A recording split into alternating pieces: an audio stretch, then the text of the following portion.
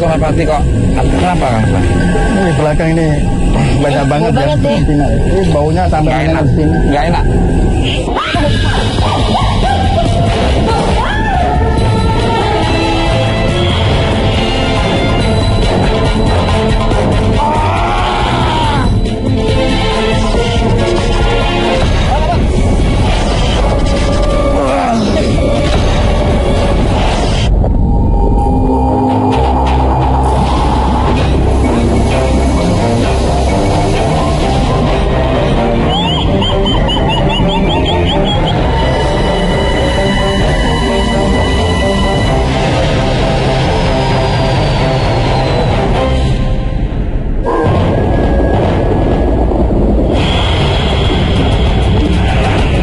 Lika-liku perbukitan Kapur, selatan Jawa, tepatnya di barat daya Provinsi Jawa Timur.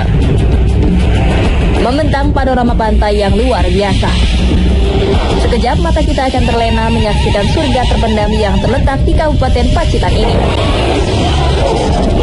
Merdunya nyanyian ombak dan kokohnya karang-karang tua ini bak jadi saksi berbagai peristiwa sejarah yang terlukis di wilayah pesisir selatan. Mungkin pernyataan itu tak berlebihan. Berdasarkan babat sejarah pada abad ke-12, Pacitan merupakan bagian dari kerajaan Wengker Kidul. Wengker adalah akronim dari wewengkon angker atau wilayah angker. Tak heran apabila wilayah Pacitan memiliki banyak objek mistis yang menantang untuk ditelusuri Mr. Tukul.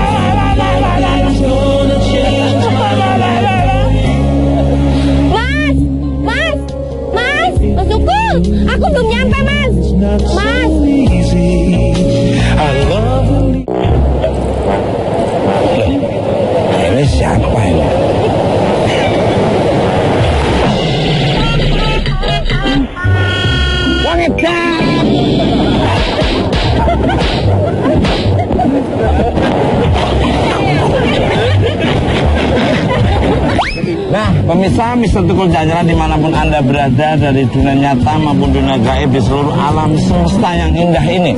Saya bersama Ernie AB, ya. Sekarang saya berada di Pantai Teleng Ria Pacitan. Kita lagi pantai yang paling indah di seluruh dunia. Ernie mau ngajak Mas Tukul. Nih, dengar-dengar ya, konon katanya di Pacitan ini ada makam yang masih angker dan sangat misterius. Jadi Ernie pengen gali tuh. Ada apa di sana? Kamu ngajak saya? Iya dong. Wow, pasti ada energi yang positif maupun negatif. Lebih dominan mana antara positif dan negatif? Ikut terus, Mr. Tukul, jalan.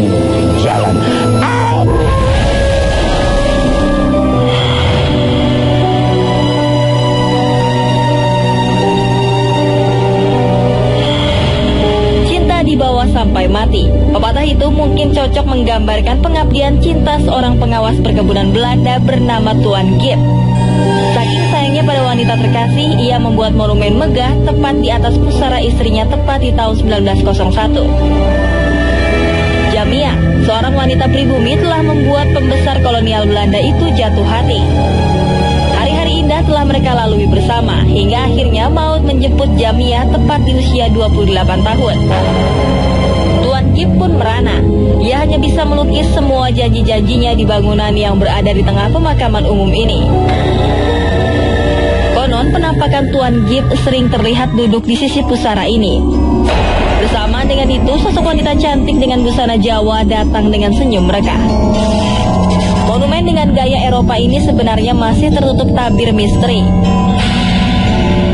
Kita akan menemukan tebaran huruf yang terangkai dalam sandi Vigenère klasik. Beberapa peneliti berhasil menerjemahkan kode ini dalam waktu yang sangat lama. Inti dari sandi itu adalah harapan Tuan Gibb bertemu Jamiah di kehidupannya yang akan datang.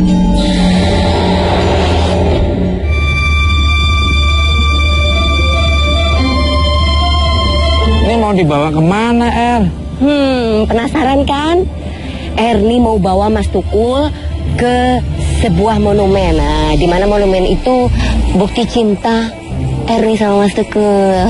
Tapi mau ke monumen, tapi kok mau bikin bulu kudus saya merinding. Ini udah 2 langkah aja udah merinding nih. Baru 2 langkah udah merinding. Erni dari tadi udah merinding, Mas. Kok sepi banget, nggak ada orang. Selamat malam. Assalamualaikum. Dari harga yang dapat kami bantu. Iya, ini dengan Pak siapa? Saya Hartoko. Ini loh, saya mau diajak-ajak jalan-jalan ke monumen. Kok ini kok tempatnya kok malah kayak makam ini? Ya, memang sebetulnya ini apa nih Pak Hartoko? Ini makam. Kebetulan di samping ini ada monumen cinta. Oh, Tuh, benar kan? Ini ada sejarahnya kayak ini, Bro. Iya. Ini bisa dikasih tahu nih monumen cinta tuh maksudnya apa? Iya, begini, Mas Tukul. Dulu ini memang masyarakat Pati kan tidak tahu sebenarnya apa ini monumen cinta. Ini kajian dari Loyer dan William. Loyer William tuh orang mana? Orang Belanda.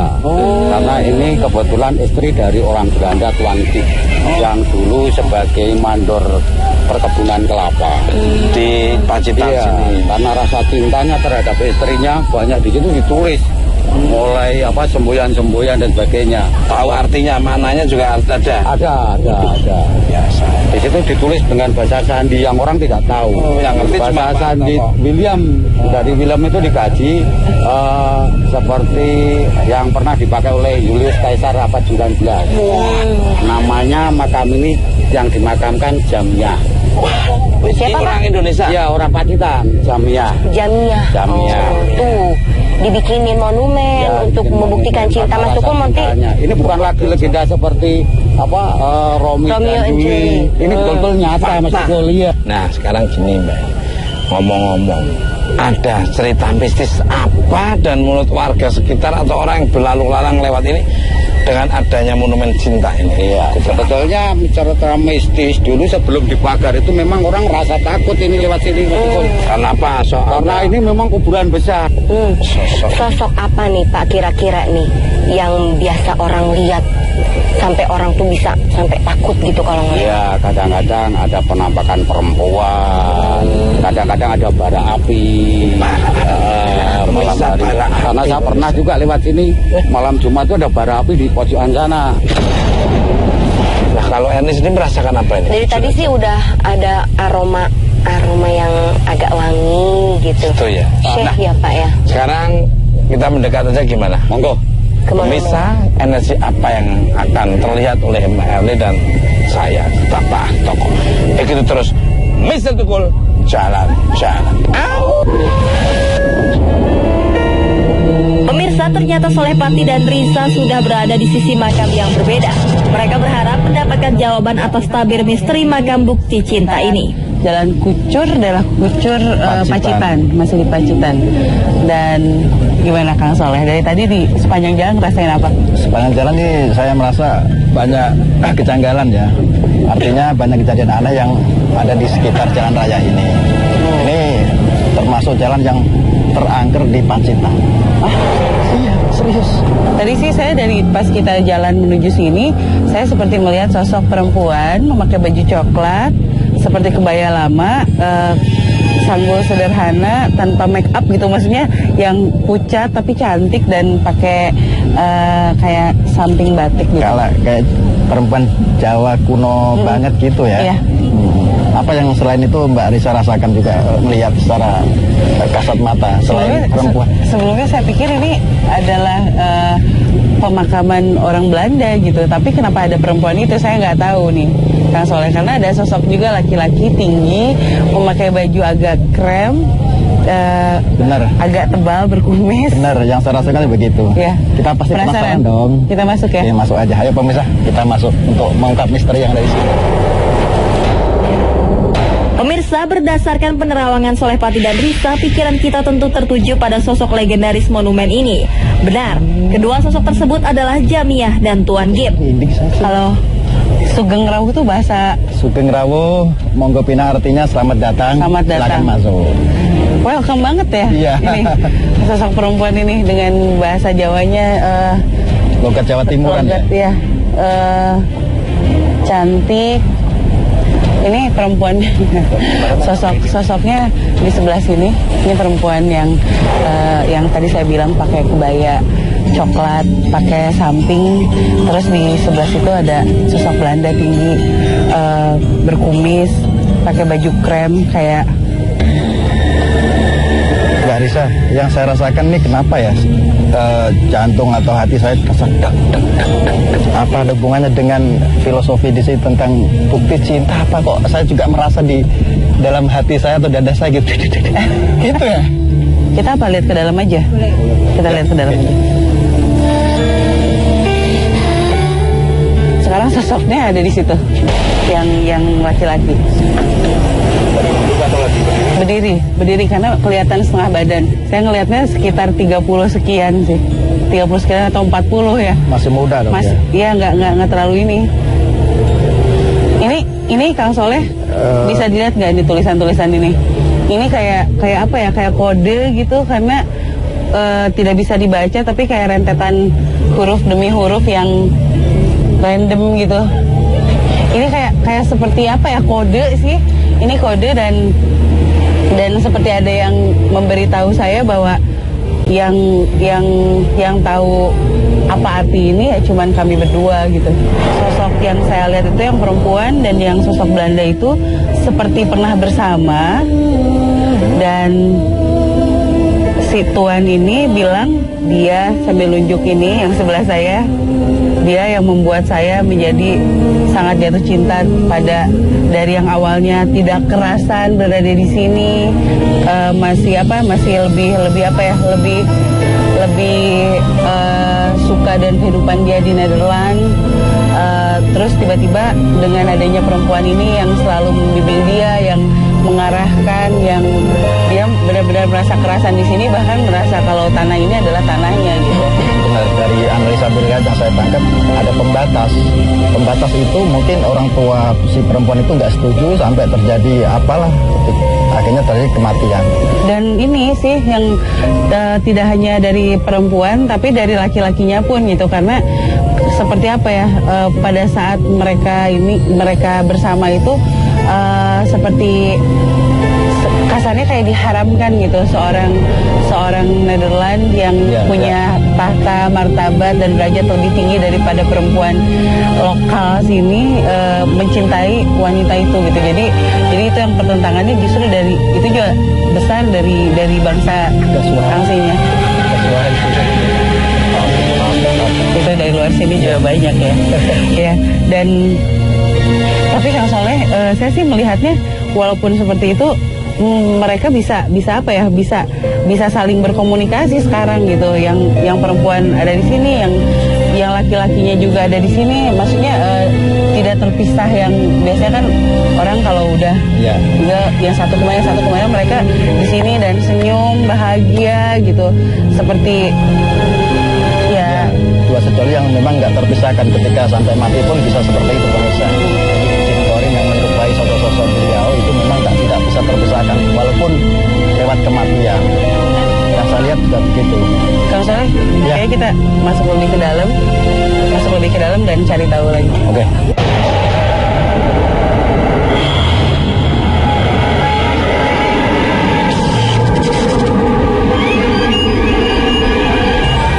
Ini kayak lagi denger bisikin, ada yang bisikin saya.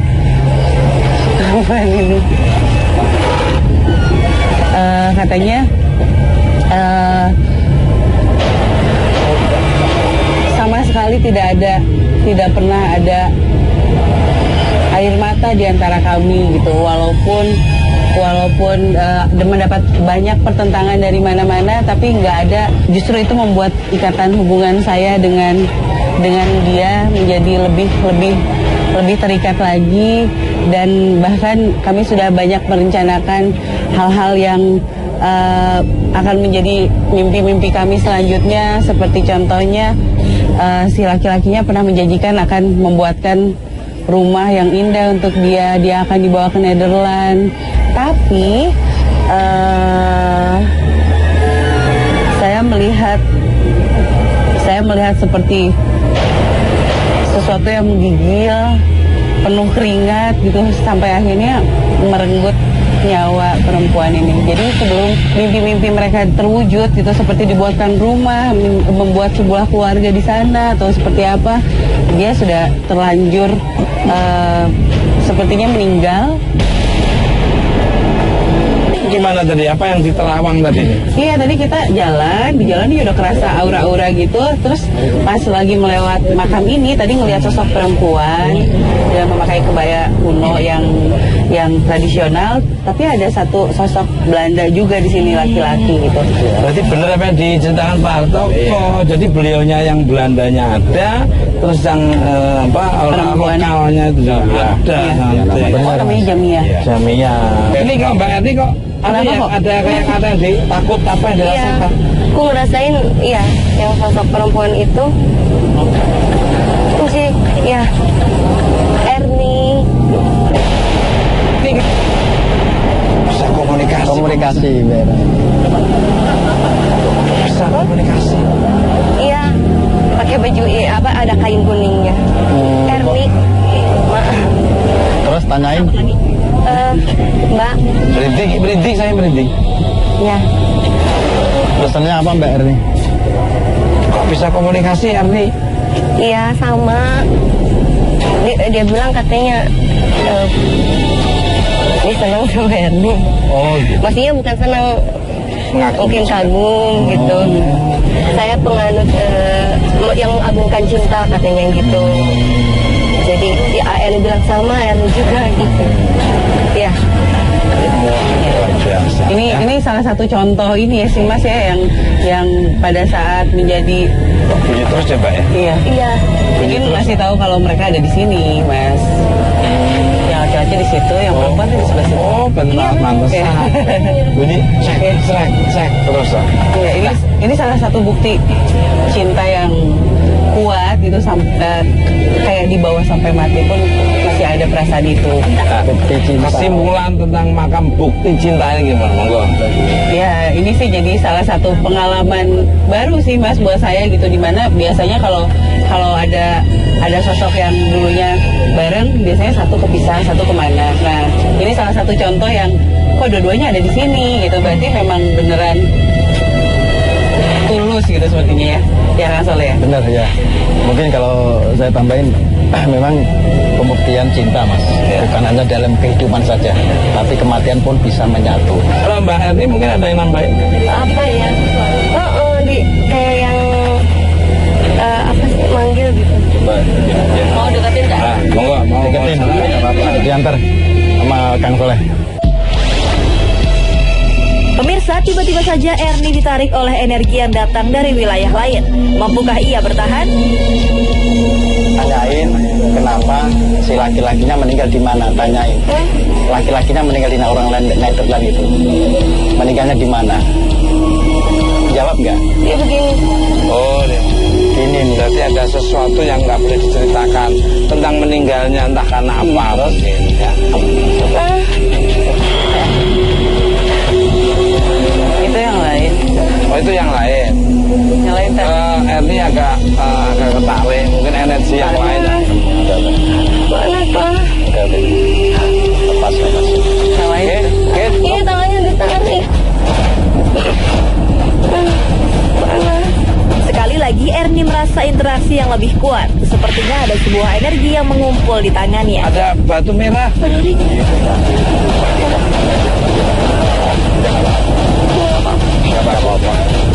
Oh, kayak merah delima Mas. Merah delima.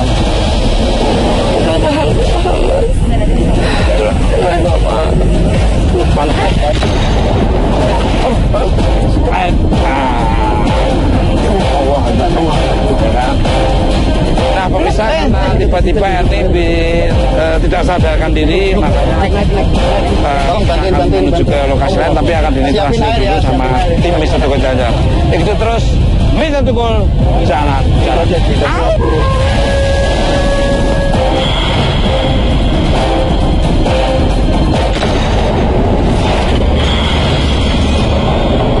Keadaan Erni dirasa membaik, tim Mister Tukul pun melanjutkan penelusuran di sebuah kolam renang terbengkalai.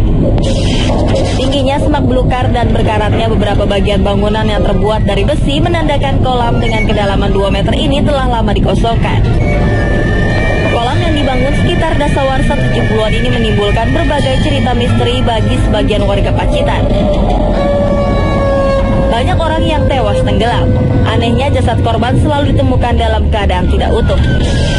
Memang di situ terkenal angker dan banyak orang, walaupun nggak malam hari, siang hari pun orang-orang pada takut untuk masuk ke pemandian itu.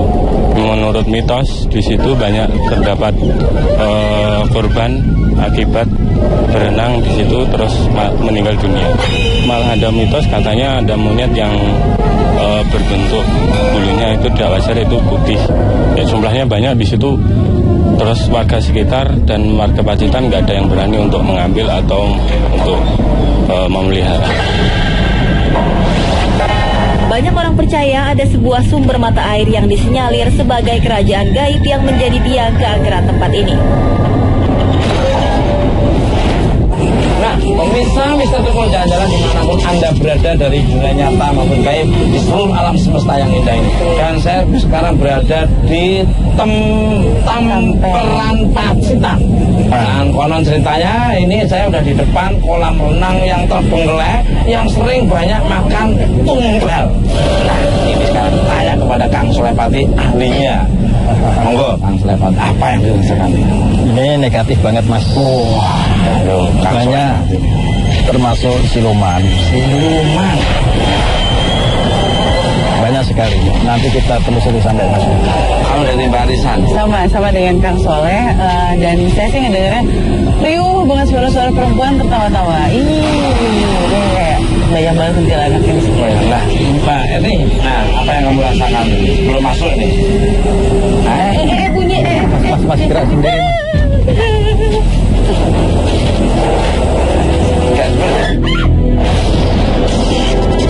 Kang Sulepati. Ada tangan terpotong. Saya sih mikirnya ini mungkin semacam sambutan untuk kita, Mas. Untuk dipersilakan masuk ke dalam. Oke, pemirsa, kayaknya penasaran sekali nih. Kita langsung masuk aja ya.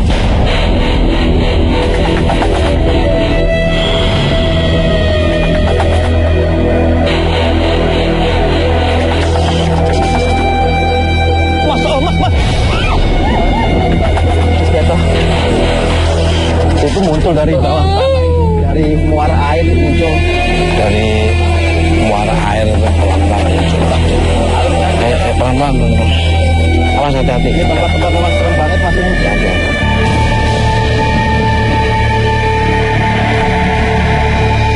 Pemirsa, kita sudah masuk ke dalam.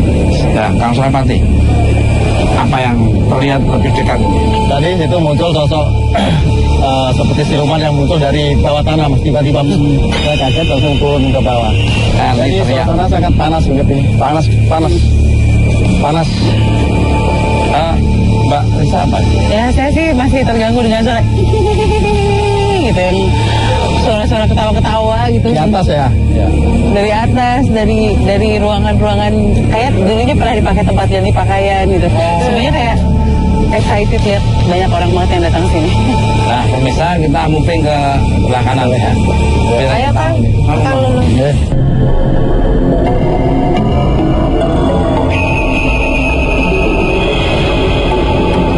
Mbak Risa, kok batuk-batuk segala apa? Aromanya ya? Bau ya. Energinya, baunya? Bau bangkai. Ih. Aduh. Iya, bau bangkai. Mbak Risa, coba di apa? Ini nggak tahu Mas, penuh banget gitu. Jadi saya ngebayangin sih, Mas, kayaknya tempat ini emang nggak cocok untuk dipakai untuk usaha atau apa gitu, karena ada kayak sebuah kerajaan kecil yang banyak banget penghuninya gitu. Memang jadi orang yang datang ke sini banyak disenangi oleh mereka dan jadi tunggal gitu. Yang saya juga ngeliat kayak banyak sih anak kecil yang kayaknya yang pernah meninggal di sini. Nah, pemirsa, aromanya makin ini ya. Ini sampai Mbak Risa saja batu-batu dan saya juga merasakan aroma-aroma mulai. Ya. Gelisah saya di sini, gelisah. Tumben kan Soleh Pati kok. Kenapa kan? Ini belakang ini banyak banget ya. Ini baunya sampai menyengat di sini. Nggak enak. Nah, merinding. Iya, semakin banyak yang deketin kita, Mas. Terus apa Kang Soleh? Energinya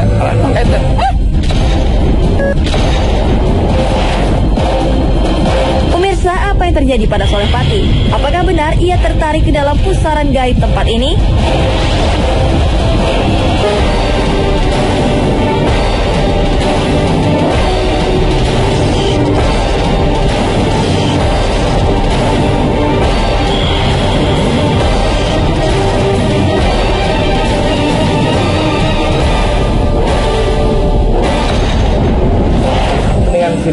Ini pemirsa, yang saya ketarik dari atas itu ternyata di sini muaranya di sini. Ada dua di sini sama yang di atas itu. Saya akan Mas Tukul dulu aja. Banyak ya.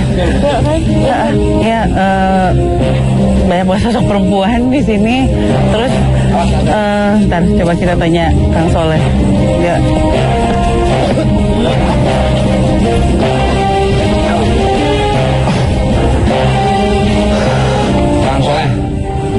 Tadi Kang Soleh kok tiba-tiba pusing kepala enak terus turun ke itu apa ya Kang Soleh?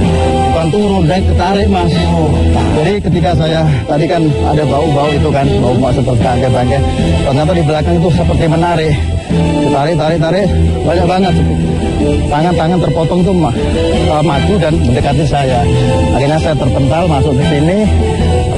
Terus saya muter-muter di situ seperti ada muara, lubang.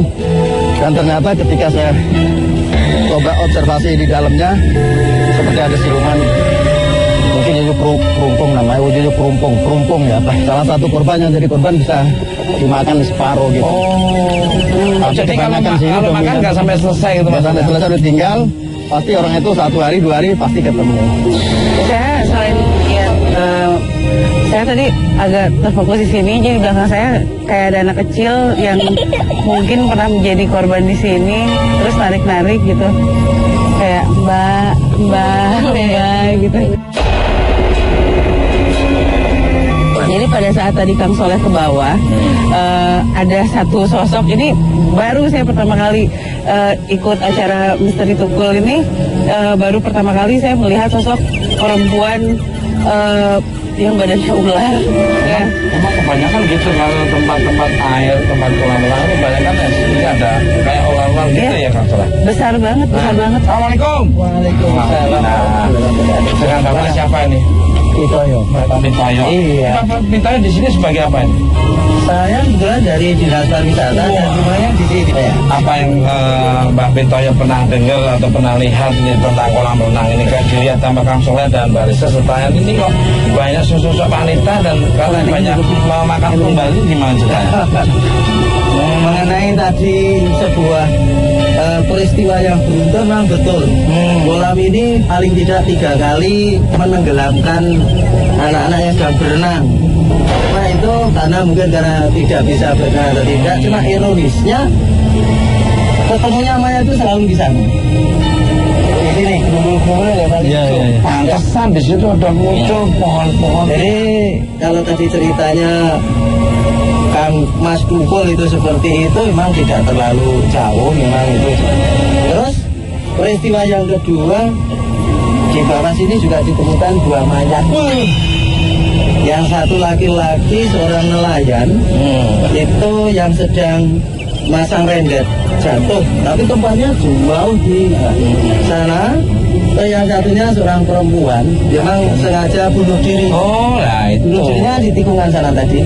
Mengundang selisihnya waktu 1 minggu. 2 hari kemudian ditemukan sama-sama di bawah sini. Ini dulu laut. Kemudian anehnya jadi satu, padahal setiap kali ada yang tenggelam garam itu lari jauh. Nah, Pak Pitoyo, mungkin ada tempat lagi yang mungkin paling angker lagi di mana? Kalau ini di Damperan ini sejarahnya kan memang tempat-tempat yang angker. Oh iya. Salah satu di antaranya adalah Pemandian ini. Di Pemandian ini ada 2 tempat. Yang angker adalah di sumber mata air di sana, sumber air di belakang ini. Untuk penampakan, energi situ kayaknya. Untuk penampakan di sini ada 2 perempuan, 1 laki-laki. Bener, Mbak. Penampakan. Tapi itu juga tidak mengganggu. Lokasinya di mana? Biasanya masuk di ini dulu ada tempat bangunan itu sekarang sudah dibongkar. Terus langsung masuk ke loji sana. Belakang. Nah, itu kan loji itu kan. Ya Mas, saya penasaran. Saya penasaran di mata air Mas, saya mau ngajak Mbak Erni. Kok saya? Iya, gantian. Ya. Silakan. Saya sama ditemani Mbak Risa sama Pak Pitoyo ya. Oke. Nah, kan saya berangkat duluan Mas. Oke.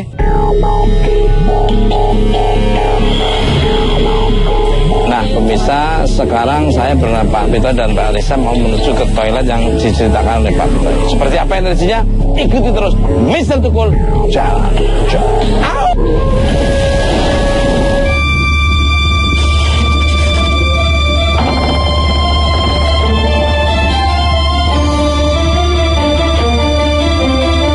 Wis, Mbak Risa.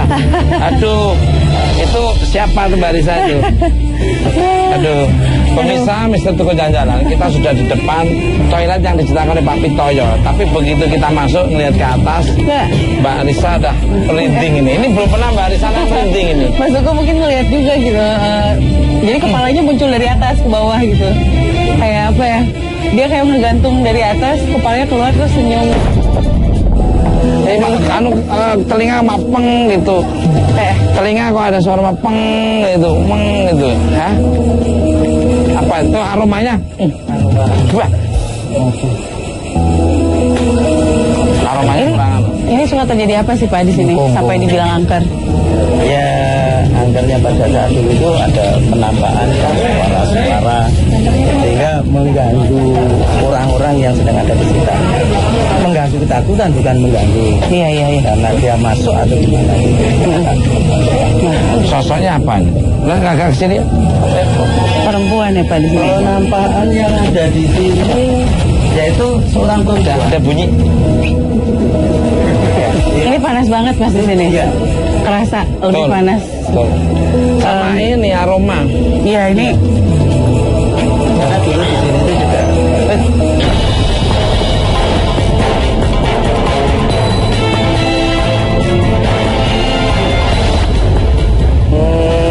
Ini pernah terjadi apa sebenarnya Pak? Yang di sini sebetulnya hanya bentuk suara-suara. Kalau gangguan secara fisik tidak. Suara seperti apa? Ya, suara auman, suara seperti orang cerita-cerita di tengah malam, seperti ada kerumunan orang terus ngobrol-ngobrol. Iya. Karena banyak sih, banyak banget. Dan apa ya? Ya itu saya sih keganggu banget sama suara ketawanya, terus beda soalnya. Dan ini dari tadi sih Mas, dari tadi semenjak awal kita jalan itu anak-anak kecil ini loh yang anak-anak kecil yang apa dalam keadaan masih kayak basah terus biru mukanya. Itu tadi yang tenggelam itu. Iya, masih kayak gitu mbak gitu. Nah Mbak Risa, kira-kira masih bisa dipakai untuk bikin kolam renang kalau kita dirapikan, terus kita ibaratnya diresmikan secara Islam gitu supaya ini tempat wisata yang paling indah lagi untuk daerah Pacitan ini, gimana bisa? Saya sih nggak setuju Mas sebenarnya. Kenapa? Ya nggak tahu ya, mungkin mereka tidak berkehendak seperti ini gitu, kecuali mungkin disediakan sebuah tempat yang kembalikan seperti dulu lagi, mereka dipindahkan ke sana, ini baru aman gitu. Maksudnya dipindahkan, mereka dipindahkan dipindahkan ke satu tempat yang menyerupai ini pada zaman sebelum dibangun ini gitu. Nah pemirsa, Mr. Tukul Jalan-Jalan sepertinya Pak Pitoyo, kita harus mencari kapsul hepati nih ke sumber air, gimana nih? Oh siap. Kayaknya energinya pengen kita harus menuju ke arah sana, ya. seperti apa yang ada di sumber air yang didatangi oleh Kang Sulepati bersama Mbak Erni. Ikut terus Mr. Tukul jalan-jalan.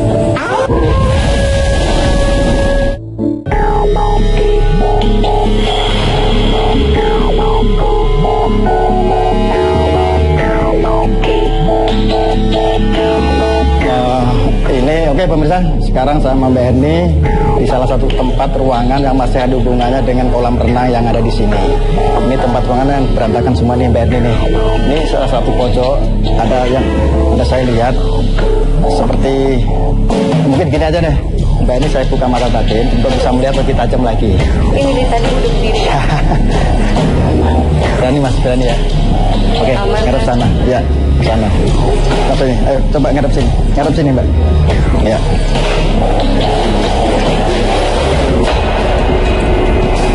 Matanya terpejam.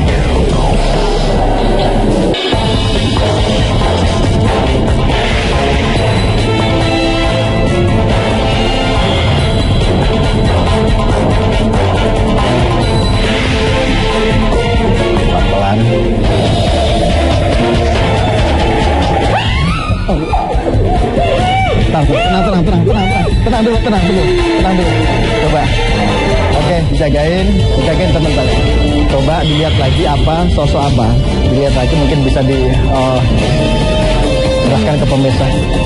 Yang lihat berapa? Berbulu, Kang. Berbulu, gede. Terus matanya merah atau? Matanya merah, taringnya. Nah, pemirsa yang saya lihat memang gitu. Cuman kalau di sini Allah.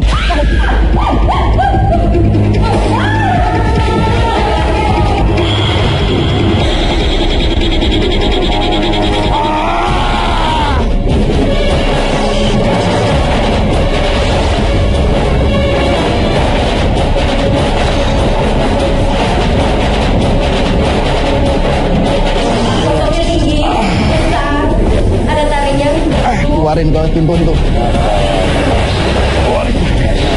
Mereka menggiring ke sana, ke arah luar. Allah. Saya pulau gitu. Oh.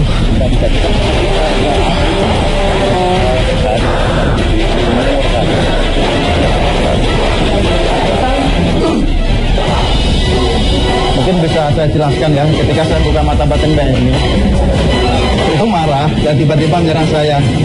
Ini kalau saya lihat sosoknya seperti, kalau aslinya pendek, kerdil, tapi kalau dia marah bisa membesar. Oh, berarti tadi lihat tuh lagi marah. Itu berbulu gede tapi ya. Binatang atau apa sih? Taring matanya. Kalau saya bilang Grandong. Iya Mas Ahmad ya? Grandong. Energinya memang Grandong tuh bukannya senang anak kecil. Iya, kerdil kayak gitu, tapi kekuatannya ilmu negatifnya sangat kuat. Itu tuh kalau Grandong yang barusan penampakan itu tuh sebenarnya ada hubungannya nggak sih yang tadi di luar yang katanya banyak anak kecil sama ya. Perempuan itu? Masih ada, cuma wilayahnya beda. Kalau si Grandong dia masih dominan ke wilayah pantai selatan. Kalau yang tadi di sana adalah utara, yang saya sebut ke situ, itu masih dominan ke Kuntilanak. Iya enak. Tapi saya masih penasaran nih Mbak Erni Mas Ahmad nih. Ada sosok yang saya memang mahadasat sekali negatifnya. Mungkin dibilang rajanya di sini. Saya akan coba ke sana untuk bisa memvisualisasikan tentang sosok dia. Ayo.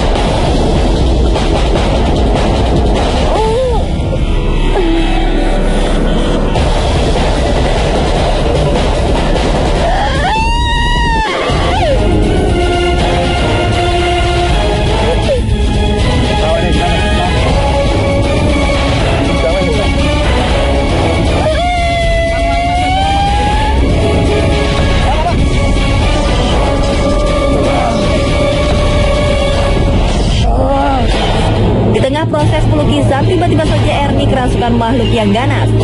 Malahnya, sosok yang susah payah dinetralisir itu justru masuk ke badan Ahmad.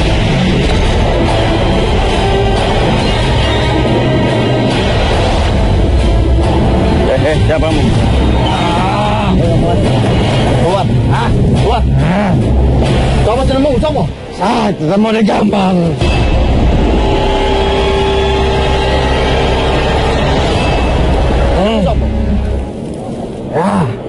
Oh, yang digambar. Kenapa? Kamu keluar sini. Kenapa? Kamu harusnya izin dulu kalau mau gambar saya. Saya udah di sini. Di sini saya udah komunikasi sama penduduk di sini, sosok-sosok ada di sini semua. Ya, tidak berkepentingan minta izin sama kamu. Apa gunanya? Tidak ada masalah buat kamu.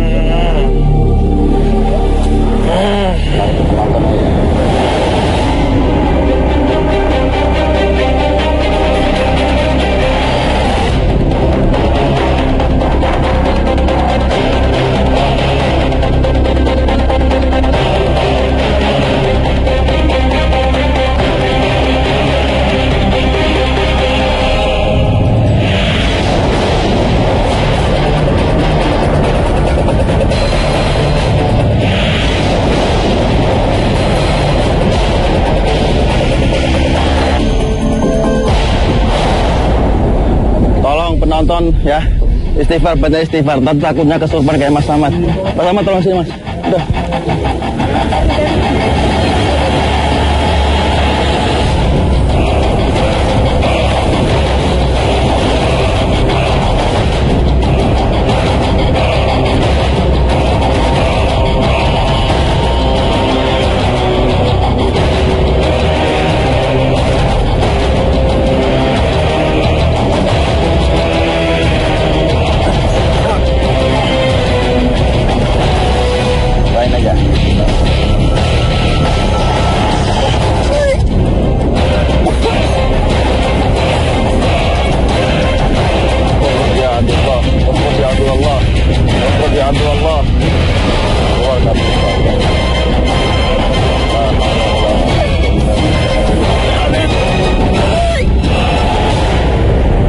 Tolong air minum dah.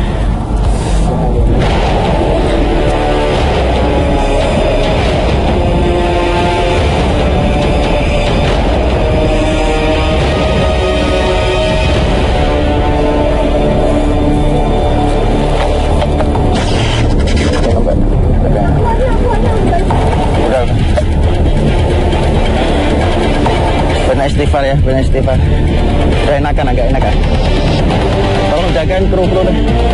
Gue pemirsa, karena keadaan yang tidak kondusif, saya akan ngajak Mbak ini keluar untuk dinetralisir lebih dalam lagi ke mobil. Mas, tolong Mas Ahmad.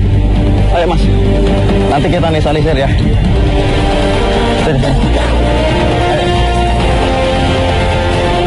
Tolong kasih jalan, kasih jalan, kasih jalan, kasih jalan.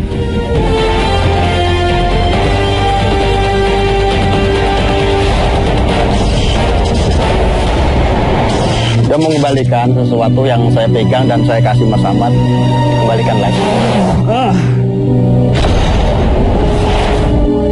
Utusan dari Kanjeng Ratu Pantai Selatan, Mbak. Berapa utusannya, Mbak? Ada pinten? 30 gitu. Enggak, kalau saya lihat ini